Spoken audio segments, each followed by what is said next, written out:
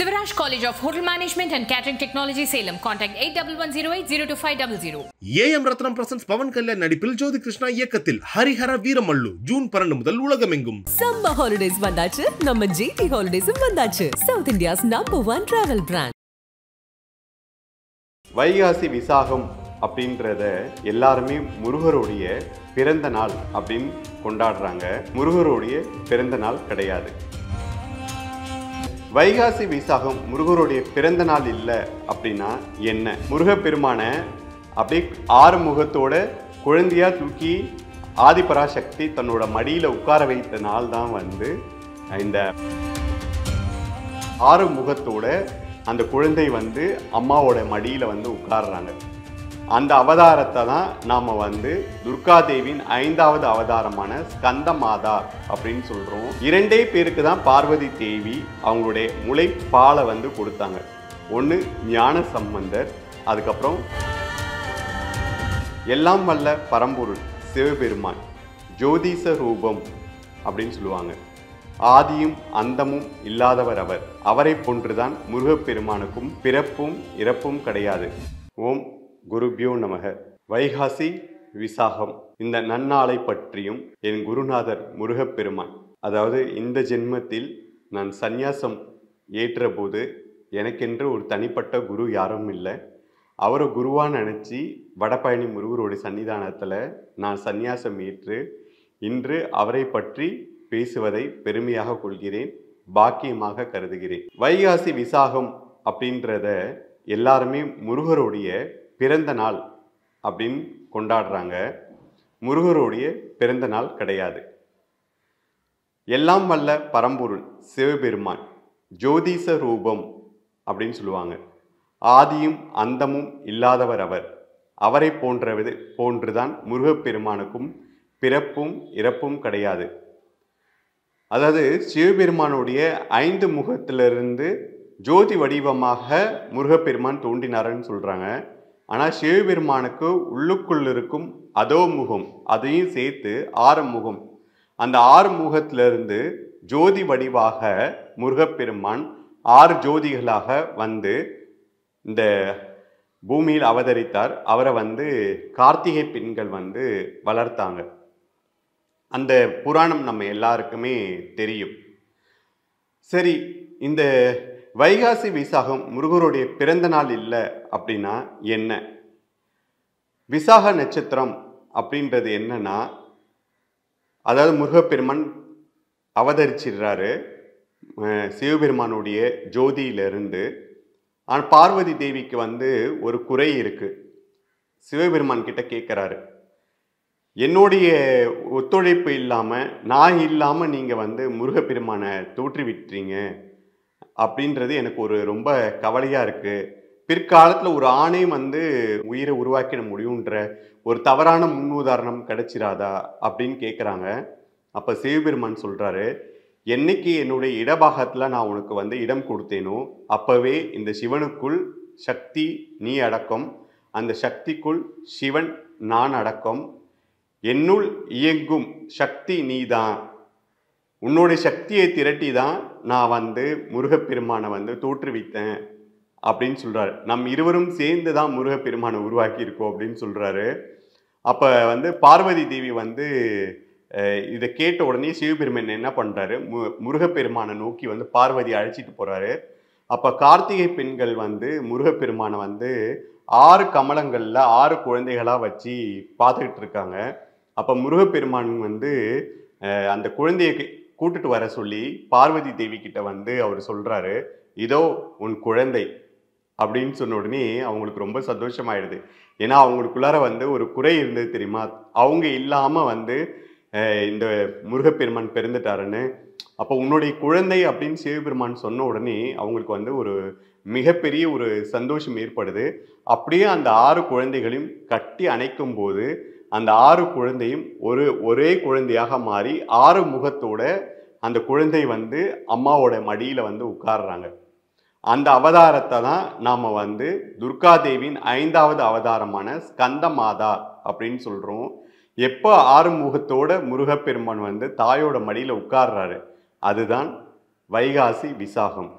அதை இந்த வருடம் 2025 வைகாசி விசாக நட்சத்திரம் பார்த்தீங்கன்னாக்கா 8ஆம் தேதி வந்து 12:41 ஆரம்பித்து 9ஆம் தேதி மாலை 3:41 வரைக்கும் இருக்கு. இப்போ நமக்கு வந்து பௌர்ணமியோடு சேர்ந்து விசாக நட்சத்திரம் இருக்கணும், அதுதான் நமக்கு கணக்கு.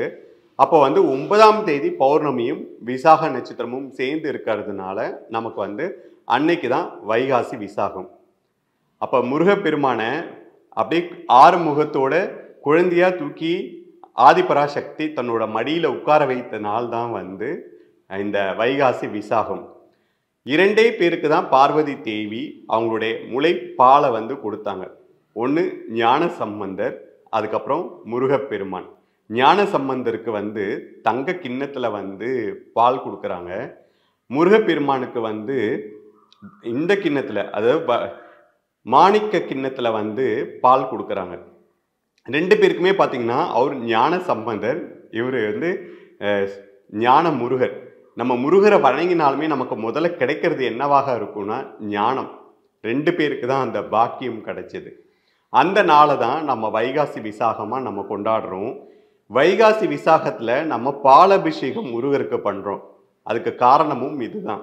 ஏன்னா பார்வதி தேவி தனது குழந்தைய 6 முகங்களோட மடியில் உட்கார வைத்து தன்னுடைய முளைப்பாலை வந்து கொடுக்குறாங்க கிண்ணத்தால்.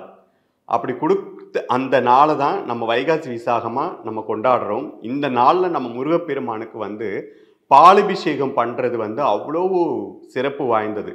இப்போ நிறைய பேர் வந்து விரதம் கடைப்பிடிப்பாங்க. 6 நாட்கள் விரதம் இருந்து அவங்க வந்து முருகப்பெருமானுக்கு வந்து பாலபிஷேகத்துக்கு பால் கொண்டு போய் கொடுப்பாங்க. விரதம் இருக்க முடியாதவங்க கவலையே பட வேண்டாம். நீங்கள் காலையில் எழுந்திரிச்சு குளிச்சுட்டு வீட்டில் ஒரு விளக்கேற்றி நீங்கள் வந்து முருகரை வழிபட்டுட்டு பால் கொண்டு போய், அதாவது பிரபலமான ஸ்தலங்களில் தான் நம்ம போய் முருகரை வழிபடணும் அப்படின்னு இல்லை. இந்த கலியுகத்தில் கூப்பிட்ட உடனே முருகா அப்படின்னு நம்ம கூப்பிட்ட உடனே ஓடி வருகின்ற கடவுள் வந்து முருகப்பெருமான் தான். எல்லா கோவில்கள்லையும் முருகப்பெருமான் இருப்பார். எந்த கோவிலில் வேணாலும் நீங்கள் சென்று முருகப்பெருமானுக்கு பாலபிஷேகத்துக்கு பால் கொடுக்கலாம், முருகரை தரிசிக்கலாம்.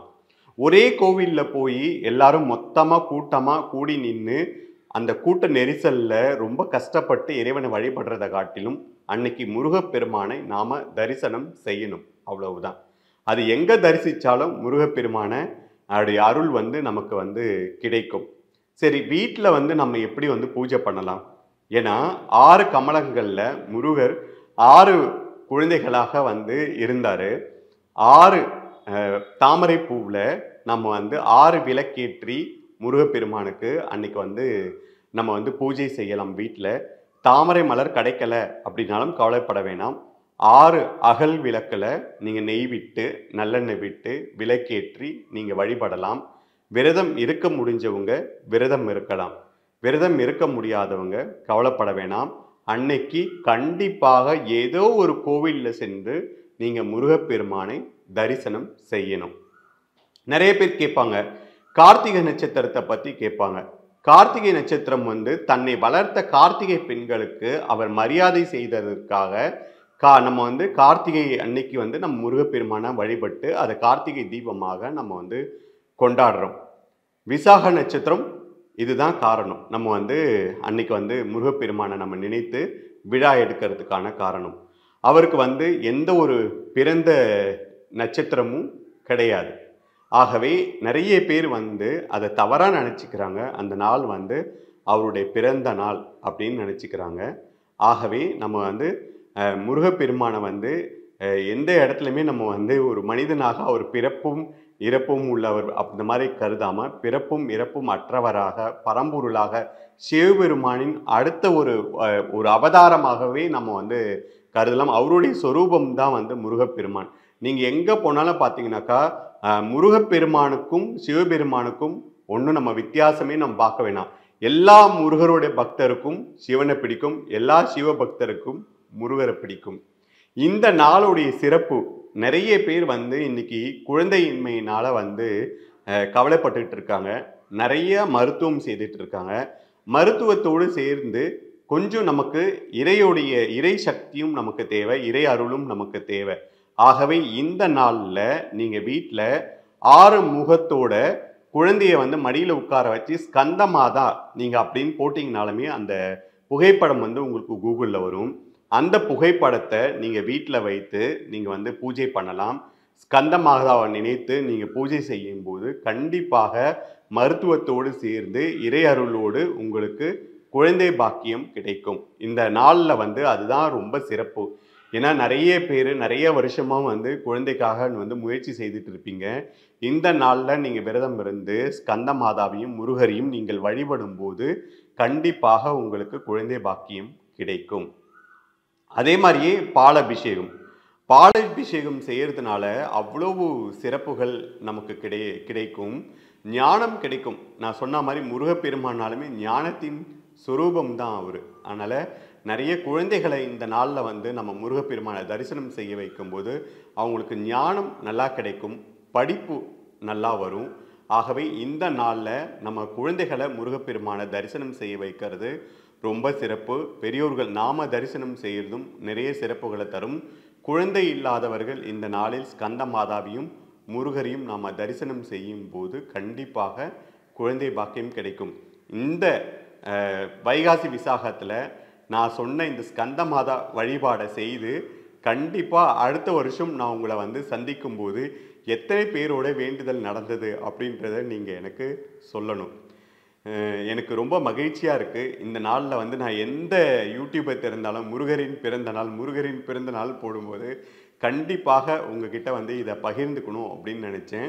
வைகாசி விசாகம் அப்படின்றது முருகருடைய பிறந்தநாளில் 6 குழந்தைகளாக இருந்த முருகப்பெருமானை ஒன்று சேர்த்து ஒரு குழந்தையாக மாற்றி 6 முகத்தோடு வாரி அணைத்து தன் மடியில் பார்வதி தேவி வைத்து கொண்ட நாள், முருகருக்கு ஞானப்பால் கொடுத்த நாள். ஆகவே இந்த நாளை எல்லாருமே கொண்டாடி முருகப்பெருமானை வழிபட்டு முருகப்பெருமானின் அருளையும் ஸ்கந்த மாதாவின் அருளையும் பெற்று வாழ்வில் எல்லா நலமும் வளமும் பெற்று இன்புற்று வாழணும் அப்படின்ற என்னோட பிரார்த்தனையோடு மீண்டும் உங்கள் எல்லாரையும் சந்திக்கிறேன். ஓம் முருகா, ஓம் சரவண பவ. Sivaraj College of Hotel Management and Catering Technology, Salem. Contact 8110802500. AM Ratnam presents Pawan Kalyan நடிப்பில் ஜோதி கிருஷ்ணா இயக்கத்தில் ஹரிஹர வீரமல்லு ஜூன் 12 முதல் உலகமெங்கும். சம்மர் ஹாலிடேஸ் வந்தாச்சு, நம்ம ஜிடி ஹாலிடேஸும் வந்தாச்சு. South India's number 1 travel brand.